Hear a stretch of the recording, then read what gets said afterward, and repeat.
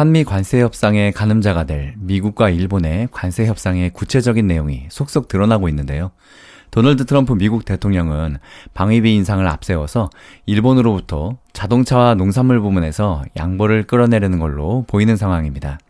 일본 요미우리 신문은 지난 17일 이뤄진 일본 측의 협상단과의 회담에서 트럼프 대통령이 일본과의 무역 적자 등을 언급한 뒤에 미국은 일본을 지키고 있는데 일본은 아무것도 부담하고 있지 않다는 불만을 토로했다고 전했습니다.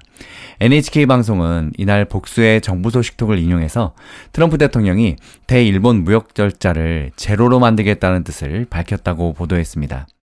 일본은 이카자와 료세의 경제 재생상을 필두로 한 협상당을 미국에 파견해서 관세 협상에 나섰는데요. 이카자와 경제 재생상은 약 50분간 트럼프 대통령과 면담했는데 이 자리에서 위와 같은 발언이 나온 것입니다.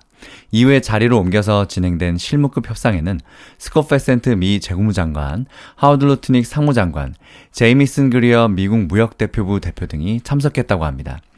요미우리 신문 등에 따르면 이 자리에서 미국 측은 미국의 자동차 안전 기준이 일본과 같은 수준으로 취급되지 않고 있다거나 쌀 수입이나 유통 구조의 투명성이 떨어진다는 불만을 제기하며 육류나 어패류, 감자 등의 농수산물 수입 확대를 요구했다고 합니다.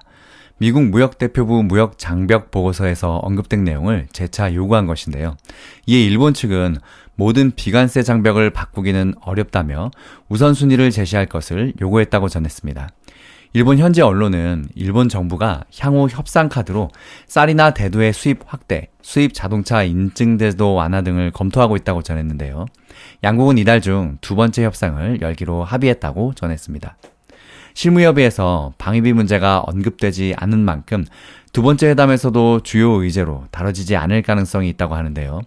그러나 일본 정부 내에서는 트럼프 대통령이 방위비 문제를 언급한 이상 모종의 대책을 마련해둬야 할 거라는 견해가 지배적이라고 요미우리 신문은 전했습니다. 환율 문제도 향후 의제에 오를 수 있다고 하는데요. 니혼게이자이 신문은 가토가스노부 재무상이 국제통화기금 및 세계은행회의 참석차 이달 하순 미국을 방문하면서 24일에 베센트 재무장관과 회담을 조율 중이라며 환율 문제가 논의될 걸로 전망했습니다. 이카자와 경제재생상은 향후 협상 전망에 대해서 모든 것이 정리돼야 비로소 패키지로 합의할 것이라며 철저히 조사 분석해서 다음 협상에 임할 것이라고 말했습니다.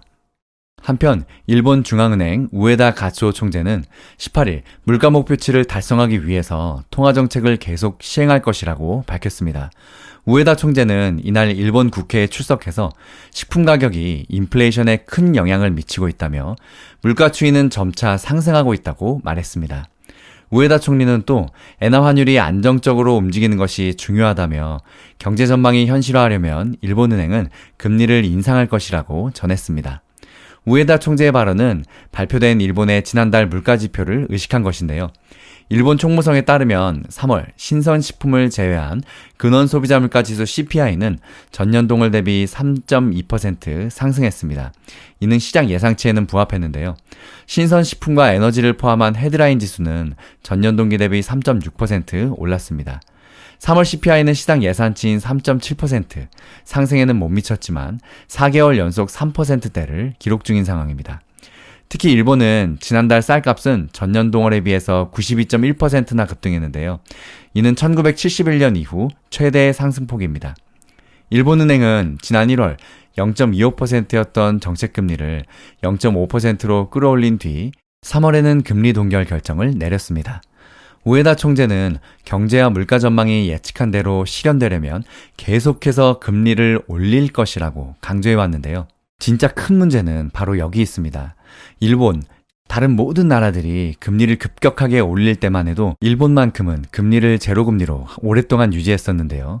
역대 일본 금리표를 보면 30년 동안 일본이 금리를 딱 3번 올렸는데 닷컴 버블 때, 그리고 2008년 금융위기 직전, 그리고 바로 지금입니다. 저는 이게 제일 무섭습니다.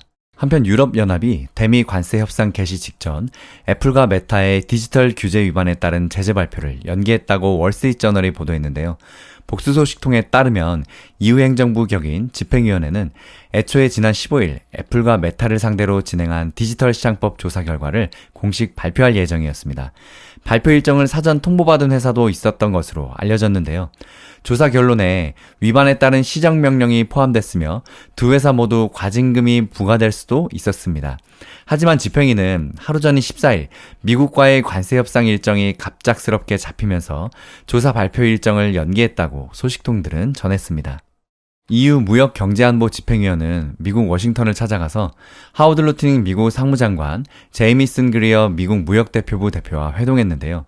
EU를 포함한 국가별 상호관세를 90일간 유예하겠다는 도널드 트럼프 미국 대통령의 발표에 EU도 대미보복 관세 시행을 보류하겠다고 호응하면서 성사된 첫 공식 협상 자리였습니다.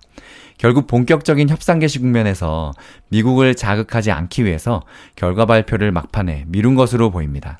EU 집행위원회는 정례 브리핑에서 조사 관련 질문에 기술적 작업이 완료됐으며 현재 단기적으로 최종 결정을 채택하기 위한 작업을 진행 중이라고만 답한 바 있습니다. 조사는 사실상 마무리됐으며 제재 수위가 포함된 최종 결정문 작성이 진행 중이라는 의미로 풀이되는데요. 거대 플랫폼 사업자의 시장 지배력 남용을 방지하고자 7개 플랫폼 사업자를 게이트키퍼로 지정했었고 특별 규제하는 법입니다. 7개 게이트키퍼 지정 기업 가운데 무려 5개가 미국 기업입니다. 규정상으로는 위반 결론 시 전 세계 매출의 최대 10%, 반복적 위반 시에는 무려 20%까지 과징금을 부과할 수 있는데요. 집행위는 작년 3월에 전면 시행된 이후 애플, 알파벳, 그리고 메타를 상대로 외부 앱 개발자에게 적용하는 자체 규정인 다른 결제 방식 유도 금지 등이 위반 가능성이 있다며 조사에 착수했었습니다. 당초 집행위는 12개월 이내에 조사를 마무리한다는 계획이었지만 현재까지는 알파벳의 구글에 대한 예비조사 결과만 내놨습니다. 이에 미국 빅테크 규제에 불만을 제기한 트럼프 대통령을 의식해서 결과 발표가 계속 지연하는 것이 아니냐는 의혹이 제기됐는데요. 집행위가 여전히 애플과 메타에 대해서 위반으로 결론을 내릴 것으로 예상은 되지만 최종 결과 발표가 얼마나 더 미뤄질지 당장은 명확하지 않습니다. 또 과징금 자체보다도 집행위가 내릴 시정명령 수위에 따라서 애플과 메타의 영업 관행에 미치는 영향이 훨씬 더 클 수도 있다고 월스트리트저널은 해설했습니다. 실제로 집행위는 이미 과징금 액수는 그리 크지 않을 것이라고 시사한 상태인데요. 올리비에 게르상 집행위 경책 총국장은 이달 초 한 행사에 참석해서 장기간에 걸친 반독점적 관행에 대한 과징금과 달리 신생법이어서 조사 대상 기업들의 미이행 기간이 짧은 점이 과징금 부과 시 고려될 것이라는 취지로 말했습니다. 다음 영상 또 이어집니다. 힐링가족 여러분 힘내세요. 파이팅!